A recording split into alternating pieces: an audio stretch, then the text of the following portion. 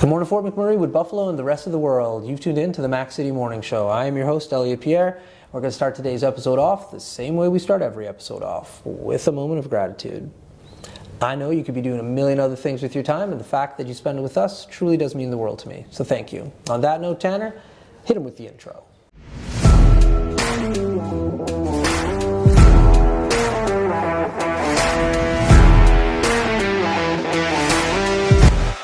How's it going, you guys? It's Jake White, JJW, coming at you from Norrell Toyota in Fort McMurray. Just wanted to say hi and come on down and check the place out. Hi, my name's Richard. I'm the service manager here at Norrell Toyota.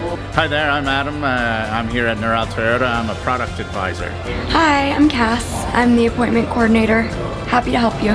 Hey, it's Keith Simpson here. I'm the general manager of Norrell Toyota, soon to be Fort McMurray Toyota. Pretty excited for our new dealership.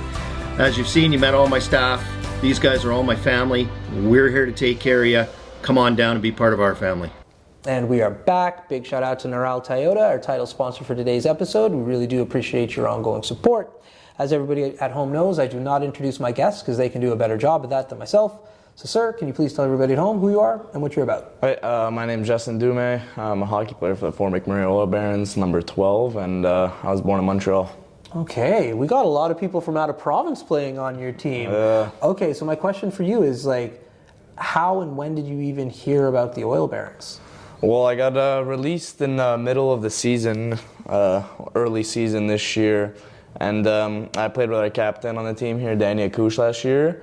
And so, I had a couple of connections here, and they reached out, and I thought it'd be a good fit, so I made my way over here. Nice. Now, when it comes to playing for different teams, at the level you guys are at, are you responsible for really promoting yourselves to go to different clubs, or do you have an agent that I'm going to move him here?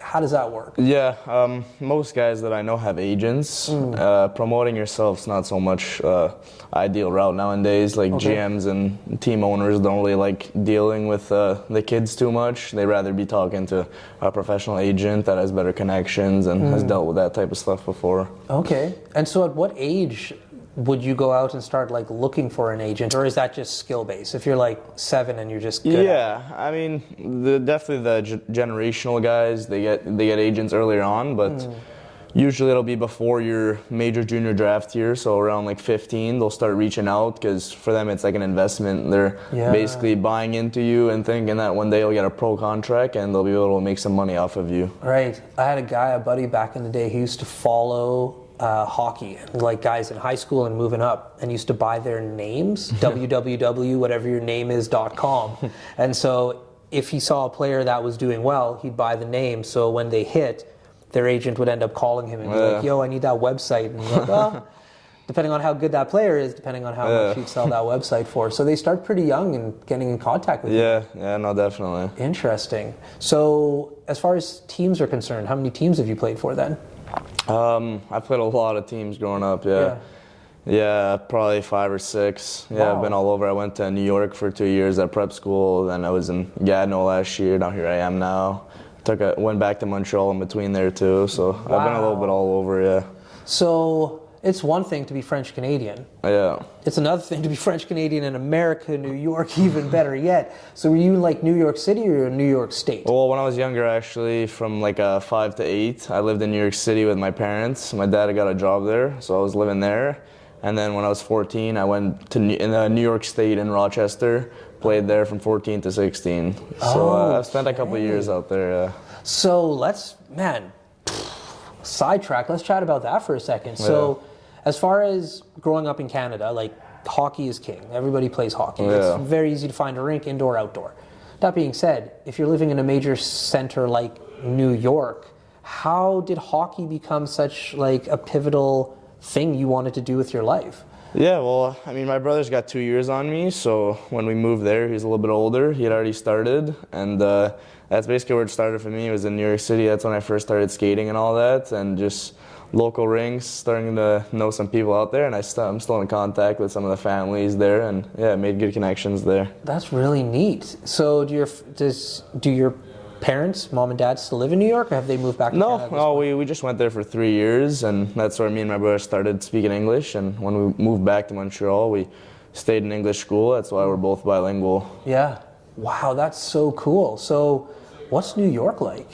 It's a big city. Yeah, a lot of taxis, and yeah, no, I don't remember much of it, but I definitely have a soft spot for that city still, and hope to one day maybe live there in a nice penthouse. Nice. Yeah, play for the Rangers. Yeah. Exactly. Yeah, we're putting it out there if you're listening. Yeah. That's really interesting. So now you're here in Fort McMurray. Yeah. Huge transition, definitely, from New York and from your hometown. So how are you feeling it here? Yeah, no, it's definitely more quiet than I'm used to. I've always been lived in big cities and stuff, but yeah, no, I don't mind it. It's a nice city, good people here, and the hockey program's really elite. So. Yeah, nice. Now, when you say elite, what does that mean? As a non-hockey player, like what would make this club different from another club from an elite status? No, well, there's definitely, like, you could just tell playing around the league that there's some organizations with less nice arenas, tighter budgets, and we're really blessed here. We got a good bankroll, we got professionals, good coaches, good equipment managers, and they treat us like pros, and that's what I think the most important thing is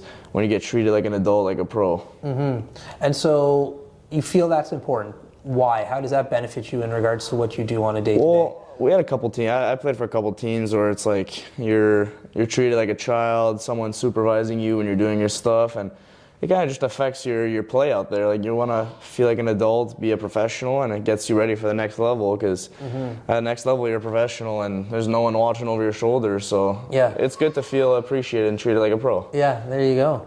Now, that next level, what does that look like for you in regards to the mental component of that? How are you currently preparing for hopefully that next step?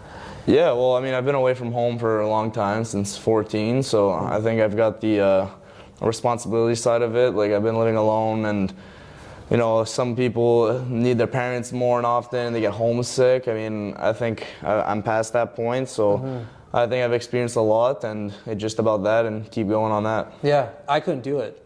There's no way. When I was like a 14, 15-year-old kid, I would have been a nightmare without my parents. I would have been roaming the streets. It would have been an issue. So, but like with you guys and you're playing hockey, you guys, the program itself must keep you guys in check and have checks and balances, so you're not like myself, just like... Yeah, well, when I was 14 at the prep school, we were 80 kids living there with like 3 or 4 supervisors, and so it was definitely chaotic, and we got in some trouble and we had some fun, but as you grow older, you kind of put those experiences in the past and get more focused. Fair enough. So as far as your hockey career with the Barons, how long do you think you would be playing in this league for? Well, I'm 18 right now, so I could still have 2 more years here. Oh, nice. Yeah. Nice. And so I've got a question for you. In regards to, like, you have an agent, I'm assuming. Yeah. Okay. So when you're playing hockey, are they taking your film footage from like what Jerry and those boys collect and like shopping it around and showing it to other players or teams, sorry? Less so. It's more the scouts are getting higher level every year, so it's more recruiting teams. They'll do their own video. Like before I came here, they saw some clips that me and our captain had together, and like they saw us score a goal together, and like they do their own research, and they have all the connections for that. Yeah. So are you pumping stuff out online and tagging clips of yourself, or you're just like, no, I'm just focused on the hockey and let the agent do what the agent does? Yeah, just focus on what you can control, and you let the rest take care of itself. Fair enough. Now, when it comes to social media, are you on it? Are you allowed to be on it? Yeah, you're definitely allowed to be on it, but a couple teams have rules. Like last year we had some rules that no phones in the locker room. When it comes to playoff time, don't be posting anything. So there's definitely a little bit of restrictions, but yeah, no, we're all kids. We're all on TikTok, Snapchat, Instagram, all that stuff. So, but there is media training you guys get? Yeah, definitely a little bit. Yeah. So now in regards to media training, like this stuff, like I interview a lot of people, long story short.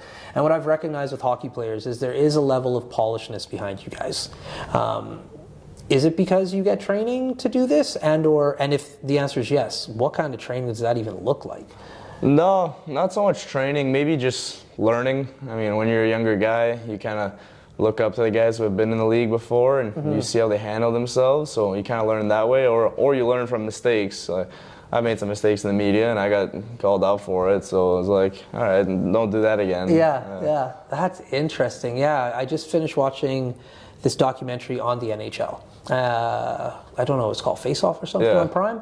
Yeah, and I was just like, I felt kind of bad for the players in regards to, I loved watching it, and it was interesting to see. But when they were in the locker room and they just want to spaz out and like say what they want to say, and you see that camera over there, and you're just like, crap, like, I can't let it out. Yeah, definitely. So it definitely changes like that enthusiasm level in the locker room afterwards. So is that something they tell you now from a young age off the bat, or you just mentally know that camera's going to be watching me at all times? Yeah, no, you just mentally know. Yeah, you keep an eye on it. We had a couple of cameras on the old team we're at and before the game and stuff, so just kind of keep your head down and don't do anything not smart. Yeah, no, that's wild. No, I like watching the hockey interviews too, because they're kind of like, you know what a hockey interview looks like after the game.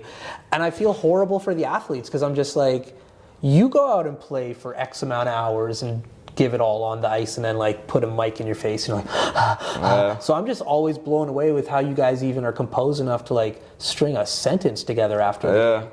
Well, we basically always say the same stuff. So there you go.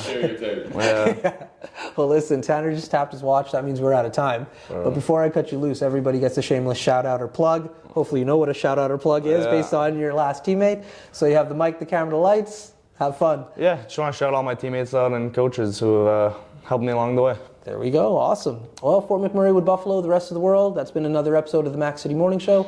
From the bottom of my heart, thank you very much. Big shout out to our title sponsor, Neural Toyota, as well as Carrie from Patchouli Rose and the beautiful people at Coldwell Banker. Hope everybody at home is having a great day, and we'll see you tomorrow. Peace. I said this. That's another Mac City Morning Show done. It's so ballistic!